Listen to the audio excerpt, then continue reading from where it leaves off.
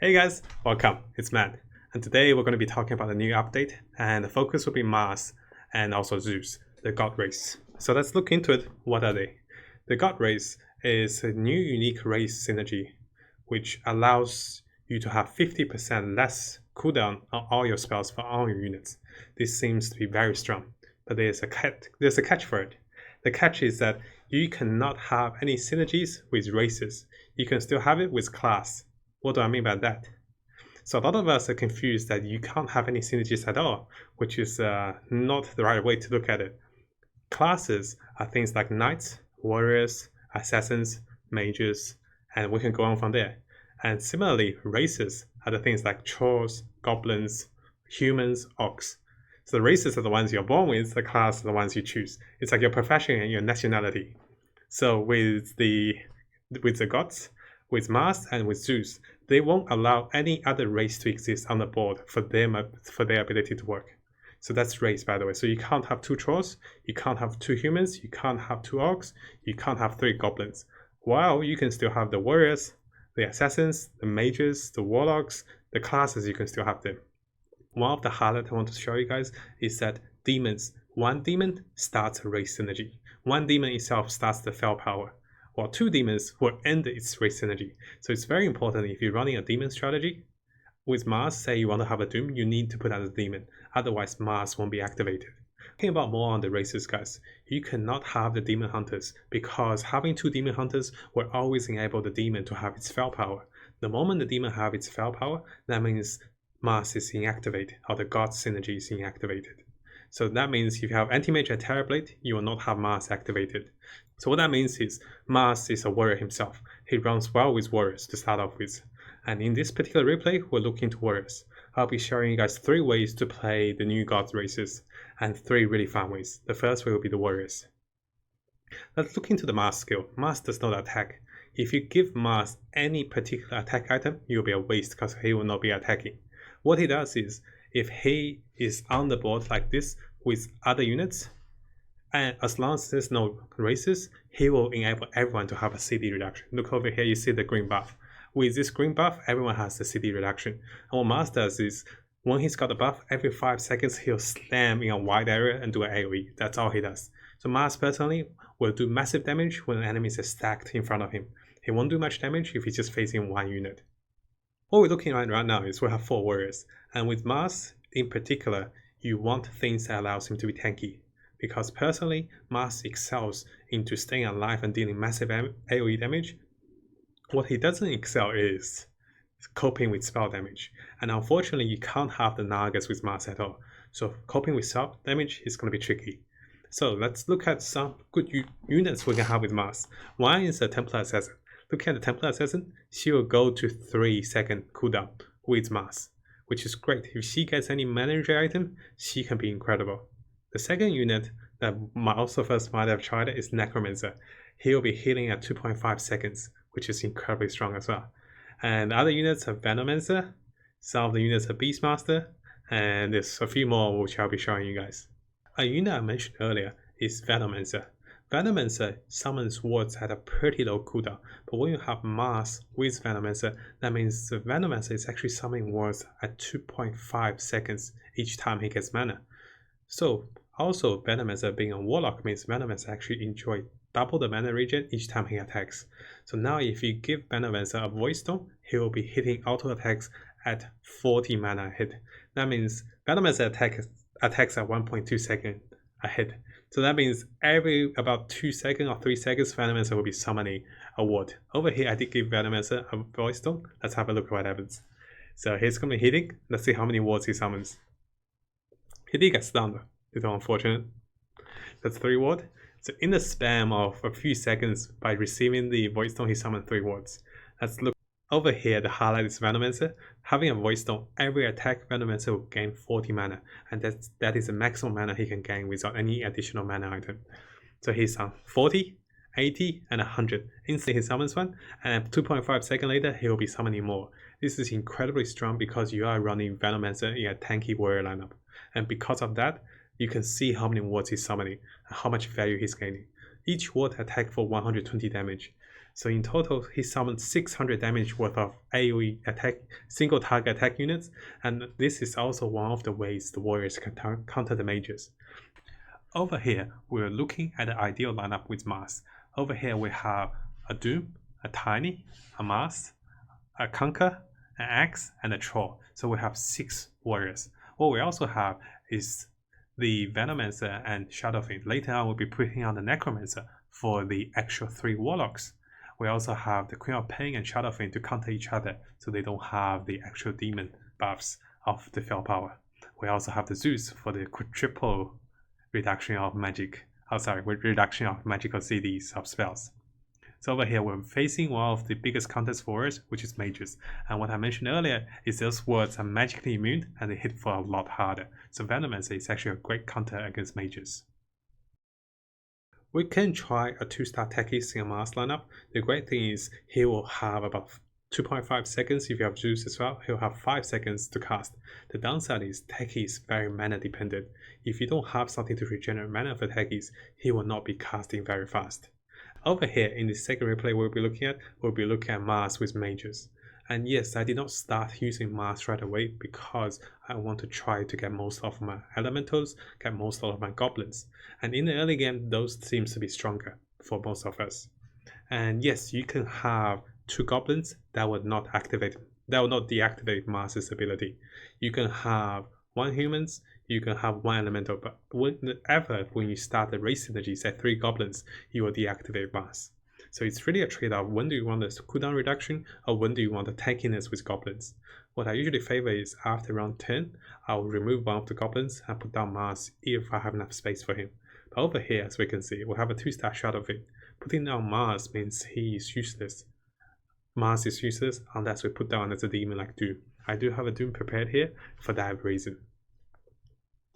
We have often spoke about Mars giving units cooldown reduction, but Mars needs units to have mana to do things. That's why we're looking into preparing ourselves with a Crystal Maiden. And as you can see guys, we have 2 Crystal Maidens over here. What I want to show you guys is when did I transform from a mage into the mage Mars. So what I'm looking for is going up to level 8, and what I'm looking for is take back the Conquer, put down the Doom and Mars. Why is that? I have 2 Mercs, which does not affect Mars. Mercs are class, they're not race. So I have 3 mages, which does not combine with anything else. We have 2 demons to counter the Shadowfiend's demon. We need 2 demons for Mars to work. And the moment you have those, there is no synergy on the board. What we should be aware of is the number of demons on the board. You need to have more than 1 demons to allow Mars to work. You need to have 1 humans only, you need to have 1 elementals only, and etc. So looking over here, we're looking quite nicely. We have a 1-star Mars there as a massive cooldown reduction. He's not here to tank, he's just here to allow our mages to cast so much quicker on the second cast. Let's look at other god unit, being a 5-cost legendary unit, Zeus. When we find a Zeus, he's actually not one of the strongest units by himself, but he does enable our units to have further cooldown reduction. Zeus have 0 armor, Zeus have magic resistance, and Zeus have not the best attack speed and animation. But what Zeus allows is, Zeus himself is a mage. You just need 2 more mage to enable the mage class synergy. Notice this is a class synergy, not a race synergy. Zeus himself, being a god, further reduces cooldown. Zeus's spell is Thunder's Wrath. What that does is, it will hit all enemy units that is currently on your board, with a 50% chance of hitting them for damage. That's a fixed damage and a percentage damage. So the more health they have, the more damage they take. But notice this lining. Let me go back over here for you guys. So what we want to notice is a lining from Zeus. Zeus was hit by the Viper. Now, notice this lining. I'll be pausing. That lining hit. And what we want to see is half of the unit did not take damage. So 50% of the time, units will not take damage from Zeus. 50% they will take damage from Zeus. And the times they take damage from Zeus, it's a fixed damage, 300 plus a 15% of the base health. So a high HP unit will take more damage from Zeus. And this is why Zeus is quite strong against neutral monsters, because he does AoE, he does HP based damage. The downside for Zeus is 50% chance he will miss on the enemy. There's a good thing about the Zeus spells is that when they are only 1 enemy, 100% he will hit them, because the Zeus spell says if all the enemies are missed by Zeus at a 50% chance, he will still at least hit one enemy.